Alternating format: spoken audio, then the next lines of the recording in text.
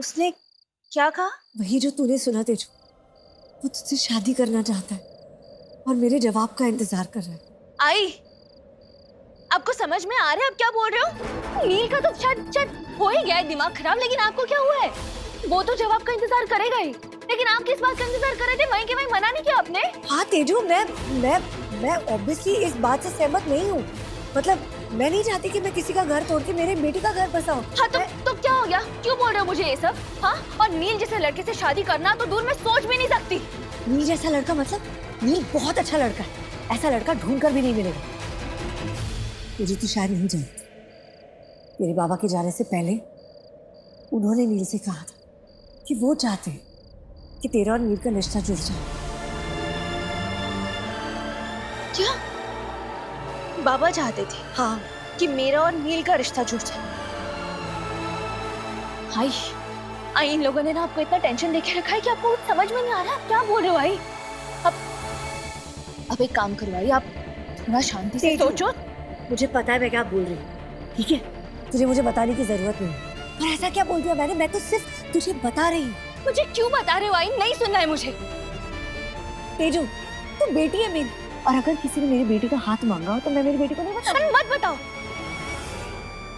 आई, आपको समझ में नहीं आ रहा है क्या? नील ने तरस खाकर हम पर ये बात कही।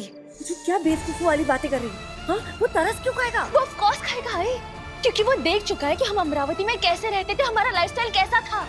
और वो उस दिन आया था ना यहाँ पे, वो देख चुका है हमें कि हम कैसे किस हालत में जी रहे हैं यहाँ पर। उसने तरस खा के कहा होगा कि बेचारी से शादी कर लेता हूँ तो उसकी तकलीफें कम हो जाएंगी। लेकिन आप भी कह देना उस नील से कि तेजस्विनी चौहान को किसी के दया की जरूरत नहीं है। मुझ जैसे लड़के से शादी करने के बारे में सोच भी नहीं सकती मैं आई, नहीं सोच सकती। मुझ जैसा लड़का मतलब किस जैसा लड़का? हाँ, तुझे तो बस रुद्रा जैसे लड़के के साथ शादी करनी है ना? हाँ? क्या? क्यों?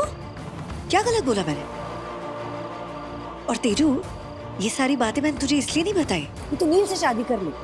सिर्फ इसलिए बताई क्योंकि नील ने मुझे ये बात बताई थी। तुझे क्या लगा तेरी आई किसी और का घर तोड़ के तेरा घर बसाएगी? कभी भी नहीं। तेजू, तू ना सच में, तुझे ना हीरे की परख नहीं है। आपकी हीरे की परख करनी भी नहीं है मुझे आई। ठीक है, कोई बात नहीं, तो तू इसकी इंसल्ट भी नहीं करेगी बस। मैंने कहा इंसल्ट की आई? मैंने जो भी कहा है ना सही कहा है। I mean, वो सोच क्या रहा है? उसे क्या लगता है कि मेरे पास शादी के अलावा कोई और ऑप्शन नहीं है? शादी बस एक लास्ट ऑप्शन है मेरे लिए। मुझसे शादी करके वो मुझ पे बहुत बड़ा एहसान करेगा। तेजू, ये क्या बेवकूफ वाली बातें कर रहे हैं? और तुझे नहीं पता कि जूही कितनी लकी है कि उसकी शादी नील से हो रही है। बेवकूफ वाली बात मैंने नील कर रहा है आई। और आप ना समझा देना अपने उस हीरे को कि वो यहाँ अपने होने वाली बीवी को देखने आया था, तो किसी और लड़की की तरफ देखना भी नहीं चाहिए उसे। और अगर आप उसे बात समझा नहीं सकते हो तो मैं उसे अपने तरीके से समझा दूंगी। बस तेजू, बस, बहुत बोल लिया। तू शायद भूल रही है कि नील ने हमारे परिवार के लिए कितना कुछ किया, इतना सगा भी नहीं करता। इसके बाद अगर तूने उसकी इंसल्ट की तो मुझसे बुरा कोई नहीं होगा। मैं उसकी इंसल्ट नहीं करी हुआ है। उसे क्या लगा कि अगर हमारा वक्त बुरा चल रहा है, हम मजबूर है, हमारा कोई नहीं है, कोई भी हमसे कैसे भी बात कर सकता है, तो उसकी ये गलतफहमी मैं दूर कर दूंगी आई। मैं उसका प्रपोजल कभी एक्सेप्ट नहीं करने वाली, कभी नहीं। गुम है किसी के प्यार में। आपके मनोरंजन पर अब नहीं लगेगा कोई ब्रेक। स्टार प्लस के बेहतरीन शोज देखने के लिए लाइक, शेयर और सब्सक्राइब करें स्टार प्लस यूट्यूब पेज को।